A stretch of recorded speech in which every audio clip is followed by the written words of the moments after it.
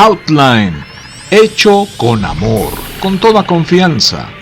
Augusto Elías. Hoy presentamos 100 años de cobertura.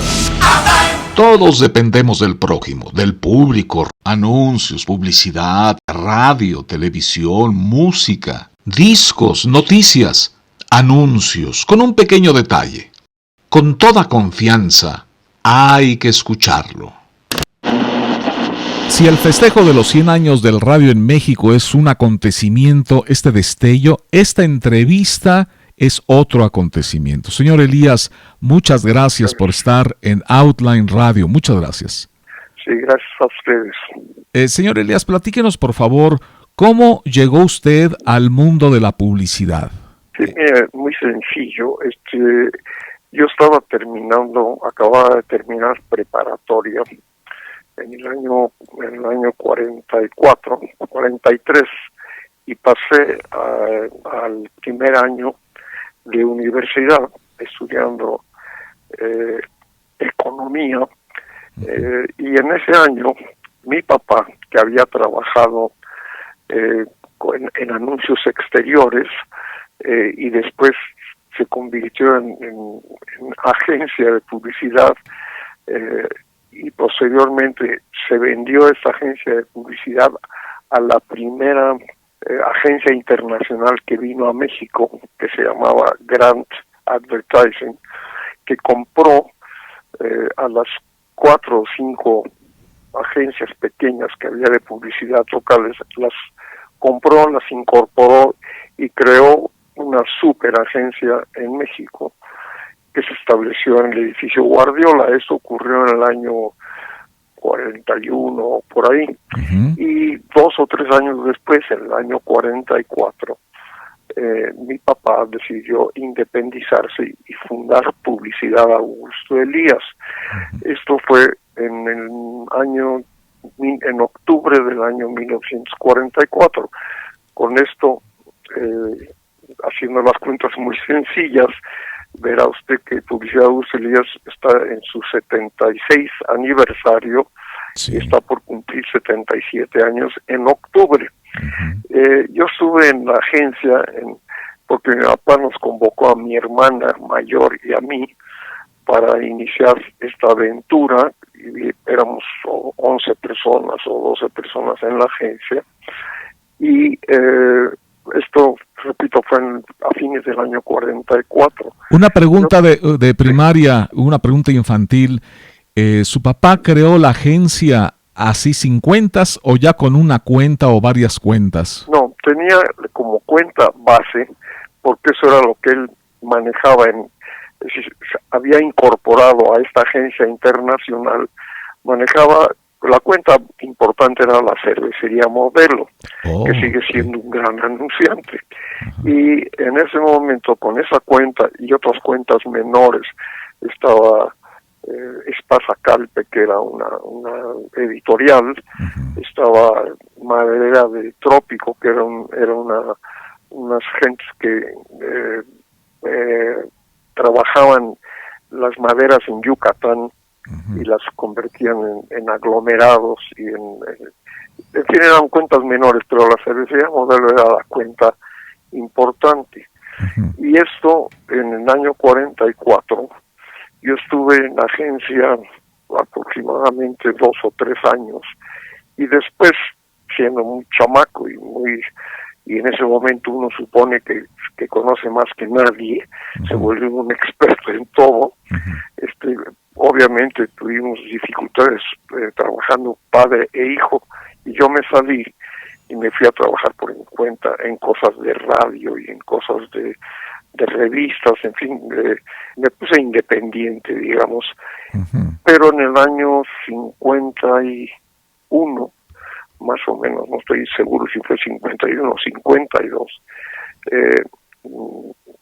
mi padre me volvió a llamar y, en fin, como que nos reconciliamos. ¡Qué bueno! Y regresé en el año, repito, fines de 51 o principios de 52, y esto resultó muy afortunado porque mi padre, que era una gente joven, tenía 59 años en ese momento, Justo a los 60, a los 2 meses de haber cumplido 60, se murió.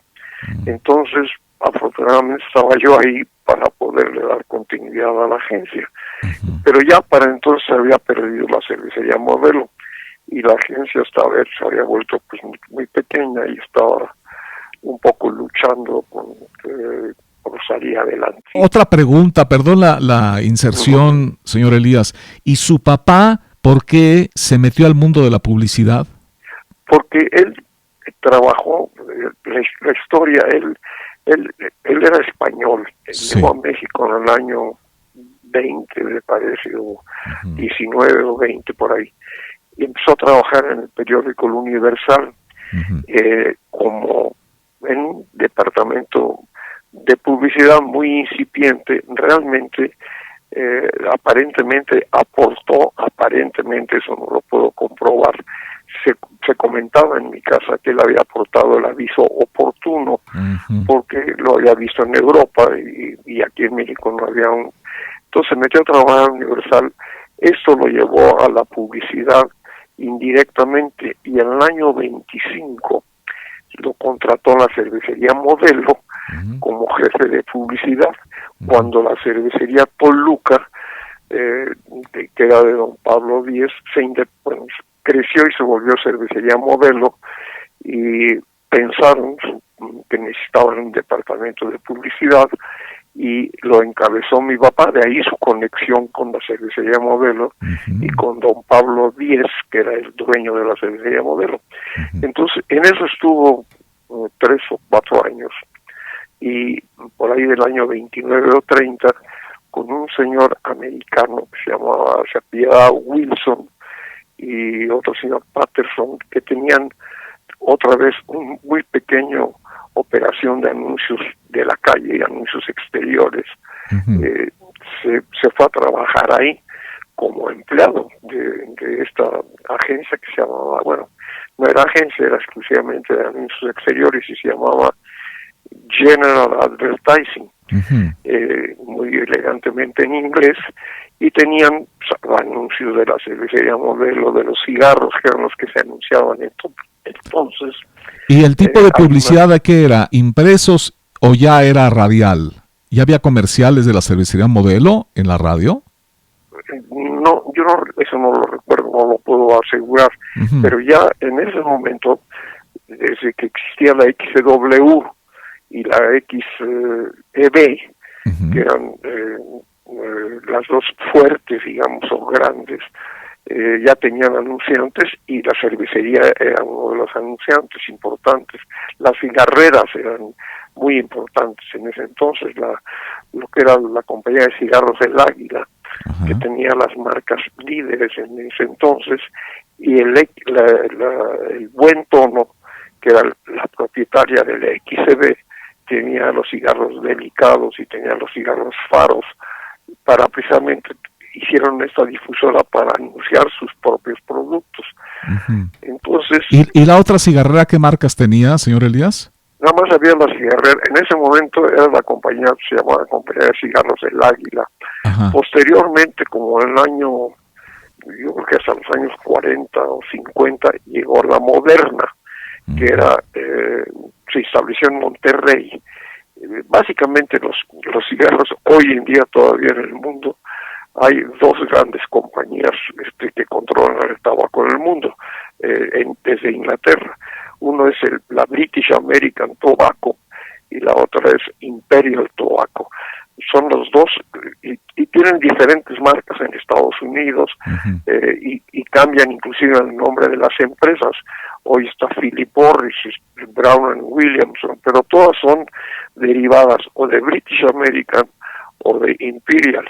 Y British American abrió una segunda empresa que se llamó Compañía Cigarrera La Moderna, porque tenían muchas marcas de cigarros y para diversificar, pero eso ya fue, repito, no puedo, no recuerdo, pero debe haber sido en los años 40 o 50 que empezó ya la competencia, digamos, para cigarros El Águila, que en aquel entonces tenía los cigarros Monte Carlo y los cigarros Casinos y los cigarros, tenía las marcas líderes y era uno de los principales anunciantes en la XW.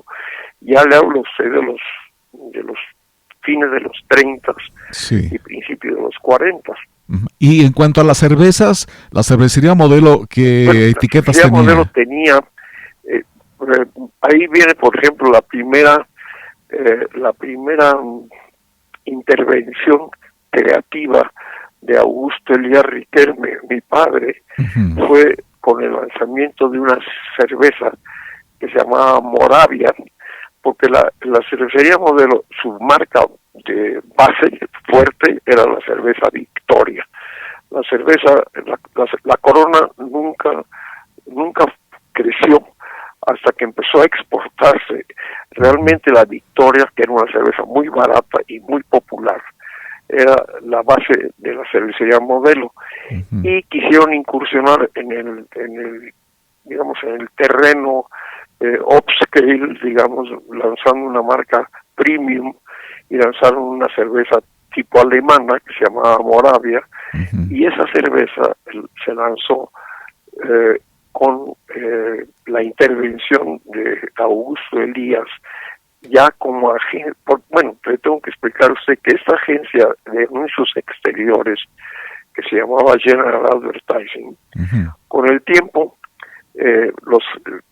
uno de los socios era la cigarrera El Águila. Compró esa agencia para tener el control de los anuncios exteriores y tenía una participación, la otra participación la tenía el señor Patterson, y en el año 35 o 36 ya le dieron una participación a Augusto Elías.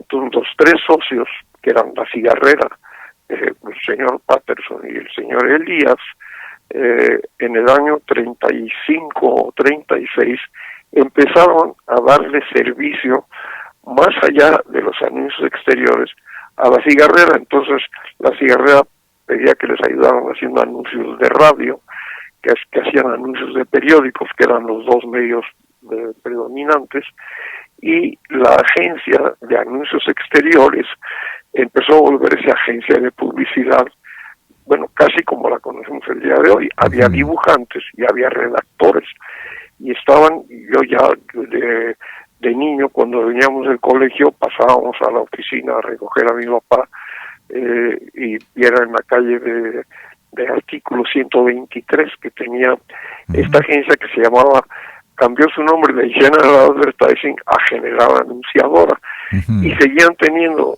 la dualidad de los anuncios exteriores y la llamada agencia de publicidad, que fue ganándole terreno al aspecto puramente exterior. Y cuando en el año 40 llegaron estos señores de Grant Advertising, que eran a su vez la agencia de British American Tobacco en Estados Unidos, y vieron que había una oportunidad en Latinoamérica de adquirir, de tener presencia en México y en Brasil y en Argentina, y empezaron a hacer una cadena internacional muy importante. En esa época Grant Advertising, repito, llegó y vio cuáles eran las agencias en México que funcionaban, y la primera pues era la General Anunciadora, porque era parcialmente del cliente de Grant Advertising, que era British American Tobacco, el Águila aquí en México.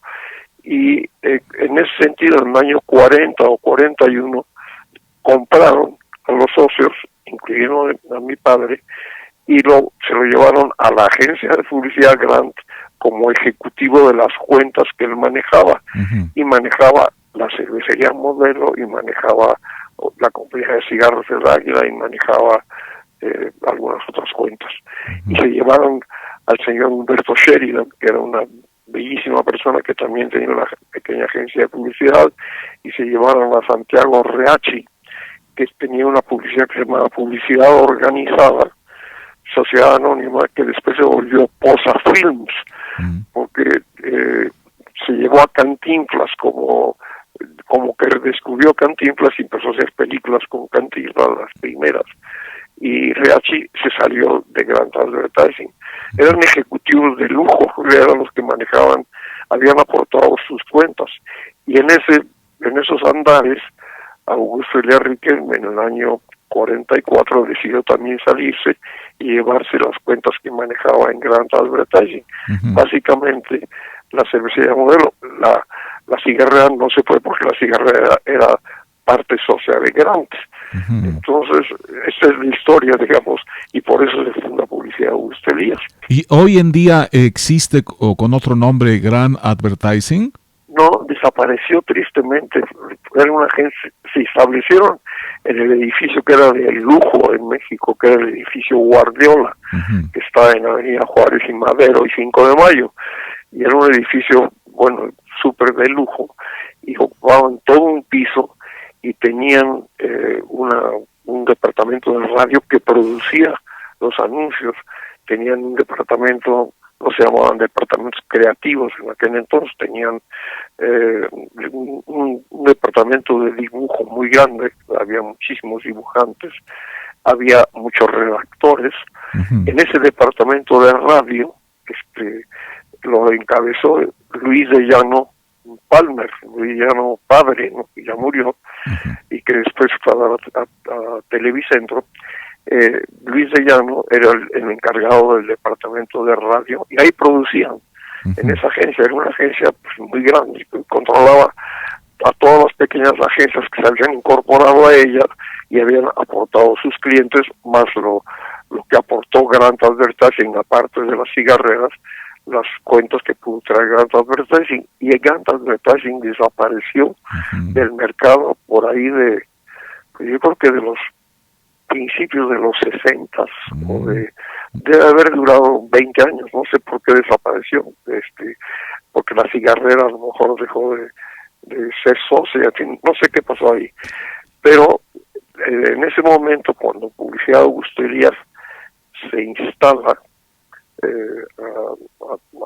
a trabajar, repito, yo me marcho, regreso, mi padre se muere en el año 53 y yo me quedo al frente, y en ese momento la agencia grande era Grand Advertising, Walter Thompson, que se había fundado en el año 42 o 43, y Darcy, que manejaba Coca-Cola y por eso se estableció en México. Esta agencia Darcy también ya desapareció. La única que persiste es Walter Thompson y nosotros realmente de esa época. Y empezaron a llegar otras agencias americanas, pero hasta el año 55 o 60, la hegemonía, digamos, quienes manejábamos la mayor parte de la publicidad en México, éramos agencias mexicanas. Sí. Las internacionales realmente habían venido porque Coca-Cola quería su agencia Darcy, y Walter Thompson porque Ford quería tener a su agencia en México. Y digamos, pero entonces ya empezaron a llegar las agencias americanas, fundamentalmente las americanas.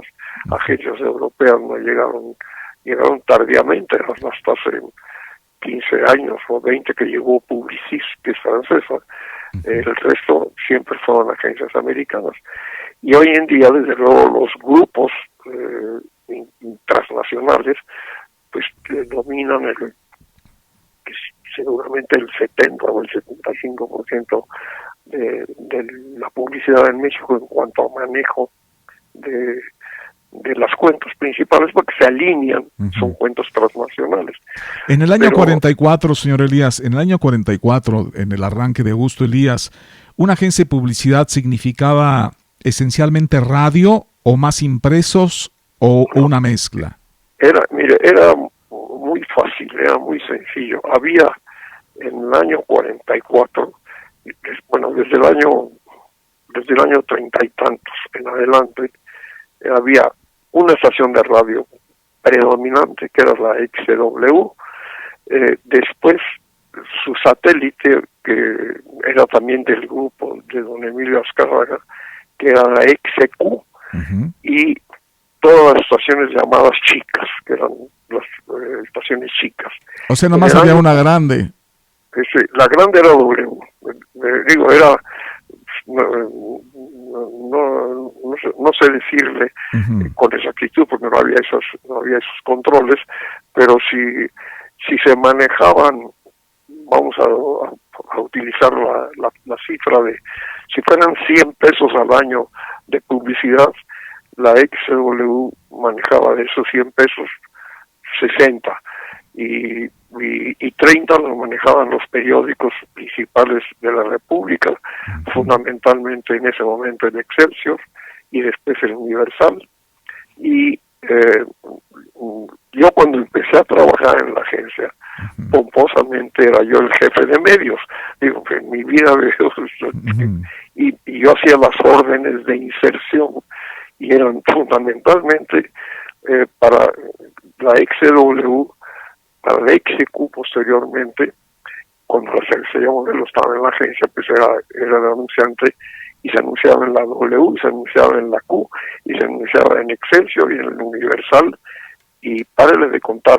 Después, en la Asociación de Periódicos de los Estados, que era una asociación muy seria y estaban los periódicos fundamentales de provincia, estaba en aquel entonces el Porvenir en Monterrey, el norte era secundario todavía, estaba el Siglo de Torreón en Torreón, estaba el Diario de Yucatán en Mérida, que sigue siendo un medio hegemónico en Mérida, y en Guadalajara estaba el Informador. Entonces esos periódicos de la Asociación de Periódicos de los Estados, un anunciante como la Modelo los contrataba desde la agencia, y eran 6 o 8 periódicos de provincia, más los 2 capitalinos importantes. La prensa ya existía, y la prensa era un periódico tabloide, alarmista, digamos, pero era, digamos, de los niveles socioeconómicos bajos, y productos muy populares se anunciaban en la prensa. Entonces, eso era el panorama, era sencillísimo. Sí, muy simple. Porque vino a romper ese panorama de hegemonía de la W y de la Q menos, pero eran W predominante. Después de XQ, después todas las pequeñas. Fue Radio 1000, que Radio 1000 en el año 40 y no sé, 6 o 7 por ahí, que empezó con pretensiones de competir con la W con programación viva. Después se volvió, como todas las demás eran disqueras, todas las chicas. W producía, era producción viva de música, y la XQ era producción de programas muy creativos. El Monje Loco, la banda de Huipanguillo, tenía infinidad de producciones, digamos, muy creativas, la XEQ, pero era filial de XW, tanto que la XW llegó a tener celos de XEQ, porque la XEQ tenía un crecimiento en el auditorio importante. Pero cuando aparece Radio 1000 y se da cuenta que haciendo programación viva no podía competir con la W, que tenía a todos los artistas de México, tenía a todos los compositores, a los músicos, en fin, era el canal de las estrellas de entonces, de radio. Tenía un control enorme. Entonces la Radio 1000 empezó a tocar discos que no se tocaban, y trajo un disco de una cantante italiana que se llamaba Catina Ranieri, y Catina Ranieri con un disco pegó muy fuerte, y Radio 1000 se destacó de todas las estaciones chicas y se volvió, gracias a esta Catina Ranieri, se volvió de las estaciones chicas la estación que empezamos a tomar en cuenta los anunciantes, digamos. Ya la Radio 1000 empezó y a partir de ese momento las estaciones chicas empezaron a tener programaciones distintas. Antes pues, tocaban discos, básicamente, todas eran musicales, no había ninguna. La XCB sí empezó desde los años 30 con radionovelas. Había una señora que se llamaba Pura Córdoba, que mi mamá escuchaba, era así como auditorio fiel, creo que pasaba una vez a la semana, y era una radionovela. que entonces la W no tenía nada que ver, no sea radionovela de ninguna, ni la XQ tampoco. Entonces la XB, su defensa era precisamente un tipo de entretenimiento musical menor que el de la W, pero con un alcance. Tenía la XB, presumía de tener, no sé, en aquel entonces, ya no me acuerdo si eran 100,000 watts de frecuencia, ¿no? Tenía una cobertura nacional muy grande, igual que la W. Sí. Pero en fin, esto fue, para su pregunta, la respuesta larga que le estoy dando. Fabuloso, señor Elías. Le iba yo a preguntar, pero no sé si entra. ¿Había un sistema de medición de audiencia, un tipo rating? Bueno, empezó, hoy en día sigue siendo tan defectuoso o tan incompleto como lo era en un principio. Llegó una agencia que se llamaba International Research, que se volvió INRA, y que fue la primera que empezó a medir radio, pero esto sí no tengo la memoria para decirle a usted si fue en los 50 o fue en los 60, no lo sé, pero cubría nada más la Ciudad de México, y hasta hace 5 minutos las mediciones de radio cubren unas cuantas ciudades de la República, no cubren la totalidad, y siempre han sido muy cuestionadas y muy, en fin, no tienen la precisión o la aceptación que tiene la medición de televisión, digamos. Pero la INRA, que era la única que había, creo que era de los 60, y vino un señor tejano, fue el que la fundó en México, y era la que hacía investigaciones de mercado y hacía, porque precisamente alguna agencia internacional la trajo a México, y era la única que medía, y reitero, no sé si fue en los 50, yo creo que más bien fue en los 60 que empezó la INRA, y fue la primera medición de rating. Entonces, adelantándome un poco, señor Elías, desde el punto de oído de la agencia de publicidad, ¿cómo se orientaba para la contratación de estaciones de radio? Bueno, lo que pasa es que ya en ese entonces, ya cuando yo ya estoy al frente de la agencia, a partir del año 53, teníamos un cliente pequeño. En aquel entonces era pequeño porque todo le importaba, que era Bacardi, y Bacardi era muy pequeño, era un anunciante muy chico, pero el ron Potrero, que era el líder del mercado de rones en México, era de hecho los anunciantes de licores en aquel entonces. Eran, el tequila no existía, desde luego no existía como marca, nadie anunciaba tequila, era una bebida popular barata, y no se anunciaba el ron, se anunciaba el whisky